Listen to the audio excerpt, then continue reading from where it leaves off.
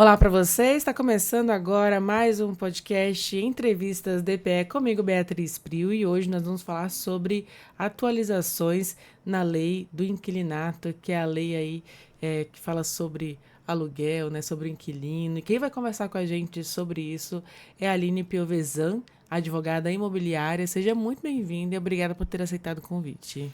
Obrigada, é uma honra estar aqui hoje com vocês nesse podcast. Na sua especialidade, né, atua muito presente nesse setor imobiliário. Hoje em dia, como é que está aqui em Roraima especificamente, como é que está esse local mesmo de aluguel? Existem muitas demandas, existem muitos espaços, né, muitos imóveis alugados? Existem muitos imóveis alugados, né, mas a variação da busca pelo aluguel residencial, aluguel comercial, depende muito, varia muito de ano a ano, né? Hoje eu trabalho muito com aluguéis residenciais, né? Formalização dos contratos, de acordo com a lei do inquilinato, e acompanhamento desses aluguéis até o encerramento do contrato. Que é esse assunto que a gente vai conversar hoje, né? E Isso. aí houveram atualizações agora em outubro de 2025 na lei do inquilinato, e aí apareceu na pesquisa lá do Google muita gente perguntando, né, o que o inquilino pode, né? O que não pode, e é o que a gente vai revelar para você aqui hoje. Por exemplo, diante dessas atualizações, aliás, foi no início de novembro, né? Quais foram as principais mudanças que impactaram esse setor de imobiliário, no caso, aluguel residencial? E, na verdade, o que buscam muito é que a questão do imposto, né? Que teve alterações agora da nova tributação sobre os aluguéis e também as responsabilidades do locador e do locatário. Não houve nenhuma alteração que gerasse uma nova lei, né? Foram adequações de interpretação e aplicações mais rígidas para proteger tanto o locador quanto o locatário, né? De praxe, as obrigações do locador é entregar o imóvel, né, em condições decentes de moradia, né, e do locatário usar aquele imóvel para aquela finalidade, entregar as chaves ao final do contrato, manter bom, limpo, toda essa situação. Inclusive, do locador também tem que entregar o imóvel quitado das dívidas, além de estar em bom uso, quitado das dívidas, e ele tem a responsabilidade sobre qualquer vício que venha a aparecer no decorrer da locação, mas que seja oriundo de uma data anterior ao contrato que já foi firmado. Que vícios seriam esses? Algum problema na estrutura, por exemplo, ele deixou um cano, né, vazando, que na vistoria não foi visto, não foi identificado. Posteriormente, na locação, o inquilino verificou lá, na utilização, o inquilino verificou esse vazamento. Aí entra em contato, não sei se talvez por uma imobiliária ou diretamente com o locador, né? E aí ele leva um profissional para identificar se aquele defeito é de antes ou foi posterior. Normalmente a gente identifica, né, que é anterior, pela sujeira do cano, falando em cano, né, sujeira do cano, estado da coisa, aí consegue identificar se foi de antes ou depois. Por isso que é muito importante um laudo de vistoria muito detalhado, né? Quando vai firmar um contrato de locação, muito importante fazer uma vistoria bem detalhada, com fotos, vídeos e texto, inclusive, transformar tudo isso em documento, para respaldar o locador na hora de assinar o contrato e futuras situações que vierem a ocorrer. Isso pode ser feito pela própria imobiliária, a pessoa que está alugando pode solicitar também, fazer de forma independente e descontar um valor? Como é que funciona? Isso, assim, sobre desconto de valor, vai a negociação entre locador e locatário. Normalmente, como que funciona? Se você entrega seu imóvel para uma imobiliária alugar, a imobiliária costuma se responsabilizar por esta vistoria. Eles marcam dia e hora com o locador e o locatário, né, o dono e o inquilino, para fazer essa vistoria, abrindo torneira, verificando centrais de ar, verificando iluminação e transformam isso tudo num documento. Quando não está pela imobiliária, o locador e o locatário fazem esse laudo de vistoria por conta própria. Acontece também de não formalizarem, né, esse laudo de vistoria, mas recomenda-se sempre que seja feito. Quais os problemas que podem ocasionar caso não seja feito? O que é mais comum que você observa? Esses vícios, esses detalhes porque o uso de um imóvel, ele desgasta, né, o tempo ele desgasta. E se é um imóvel que já vem sendo utilizado de outras locações, alguns vícios que estavam lá dentro podem ser questionados pelo locatário. E se você não tem um laudo de vistoria, você não vai conseguir demonstrar para ele que ele tinha ciência disso, que ele aceitou o imóvel naquelas condições. Já se você fizer um laudo de vistoria, tem as fotos provando que ele teve ciência da situação, aceitou aquela condição e mesmo assim, né, assinou o contrato e foi residir no imóvel com sua família. Eu ouço cada situação. Recentemente, eu ouvi uma colega minha alugou um espaço comercial. No inverno agora, né? Antes do inverno. Quando chegou o inverno, começou a chover e aí tinha um vazamento horrível, né? Logo na recepção do espaço dela. E aí ela avisou, né, a pessoa que faz a locação, né, o proprietário, dizendo, olha, tem um vazamento, né, a chuva aqui tá alagada aqui a recepção, só avisando para vir fazer a manutenção. Ele fez a manutenção, e, aliás, ele contratou a pessoa para fazer a manutenção, dizendo que a pessoa ia receber da pessoa que estava lá, do inquilino. E aí, quando o cara chegou, né, foi lá, fez a manutenção e aí ficou lá para receber dela, né? E ela, como assim eu que vou pagar? Aí ligou para ele, foi uma confusão. O que pode ser feito nessas ocasiões? Como eu falei, o uso do imóvel ele vem desgastando. E essa questão de chuvas e infiltrações causam, sim, muitos problemas, né? Normalmente é um acordo entre as partes. O que acontece? Se é uma época de verão e você faz uma vistoria, não tem como saber que está tendo aquele vazamento, né? Então é interessante deixar claro no contrato que em épocas de chuva, caso venha a ocorrer alguma infiltração, algum problema Vazamento com mesmo, né? chuva, vai ser responsabilidade do fulano de tal, né? Sempre fazer um contrato muito bem amarrado, que respalde todos os problemas que podem acontecer nessa locação. Até porque vamos tratar então de um imóvel com telha de barro, por exemplo. Bate um vento forte, aquelas telhas mexem, né? Vem uma chuva forte, com certeza vai entrar água, vai acontecer alguma coisa nesse imóvel, se não tiver um forro, se não tiver uma estrutura embaixo do telhado. E aí isso pode causar um problema entre o locador e o locatário. É sempre muito importante, além do laudo de vistoria, um contrato muito bem feito, para ele reparar todos esses problemas que podem surgir no decorrer do uso do imóvel. Ou seja, evitar problemas, essa é a Evitar palavra, né? problemas. Mas em relação às alterações financeiras, você falou do imposto, né? Teve outras alterações também que o imposto pode ser cobrado pelo inquilino, pelo proprietário do imóvel? O que aconteceu na questão da tributação foi que, a partir de 2027 ou 2026, se eu não me recordo, se me recordo bem, as pessoas, proprietários de imóveis, de mais de 3 imóveis, e que oferem renda acima de 240 mil por ano, né, eles vão entrar na tributação do imposto de IBS, Imposto de Bens e Serviços, e contribuição de bens e serviços, né, que vai recair especificamente sobre os contratos de locação. Mas é bem específico, né, é para aqueles grandes locadores, pessoas que têm muitos imóveis, que vivem dessa renda. Tanto é que 240 mil em um ano é 22 mil mês, né? Então, tem essa nova alteração para a tributação. Uma outra alteração a respeito ligada à tributação é a exigência do CIB, Cadastro Imobiliário, né? Que é muito diferente da inscrição imobiliária que nós temos.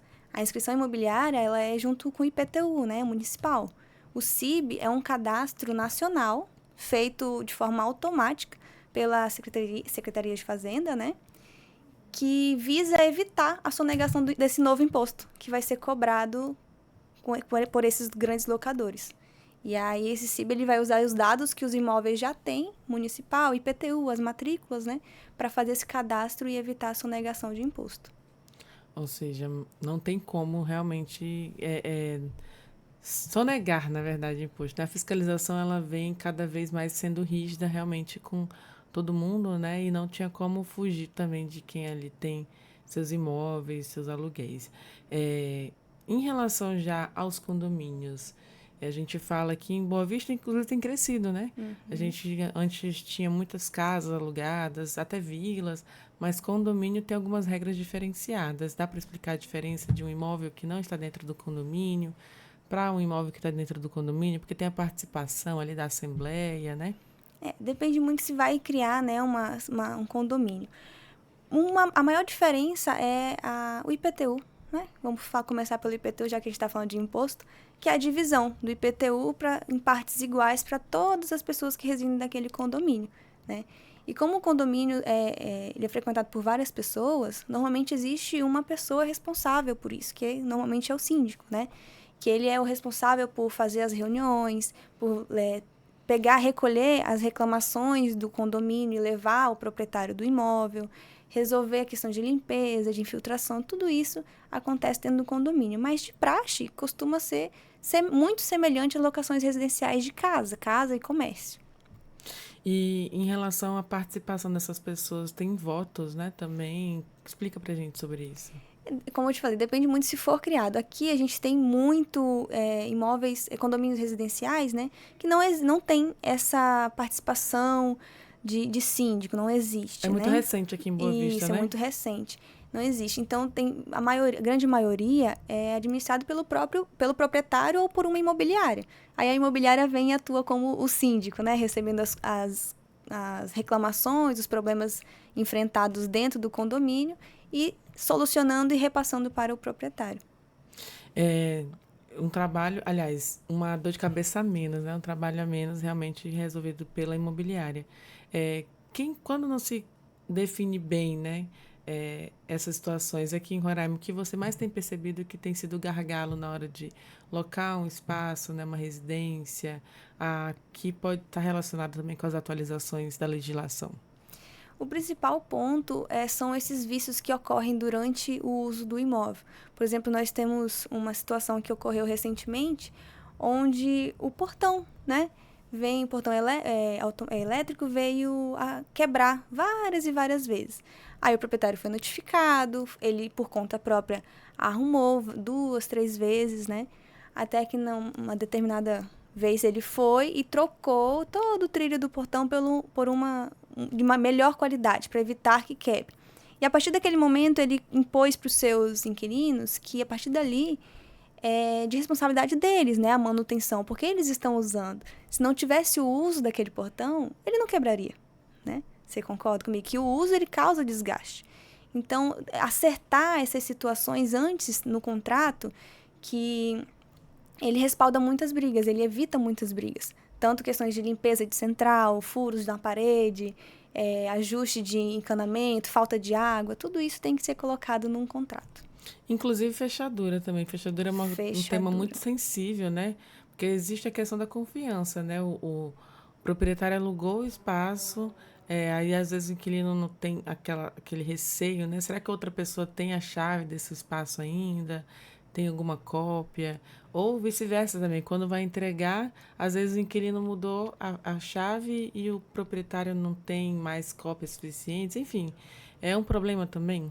É um problema também, isso inclusive causa ação de despejo, né? Tá impedindo uma vistoria do locador, que ele tem esse direito de vistoriar o imóvel enquanto ele está alocado, mas pode ocorrer um acordo entre o locador e o locatário, que ele vai adentrar o imóvel, ele por conta própria vai alterar a fechadura e vai passar uma cópia para o proprietário do imóvel. Aí garante a segurança para os dois, tanto do proprietário para fazer a vistoria e ter controle do seu imóvel, quanto do locador para ter a segurança que ele almeja.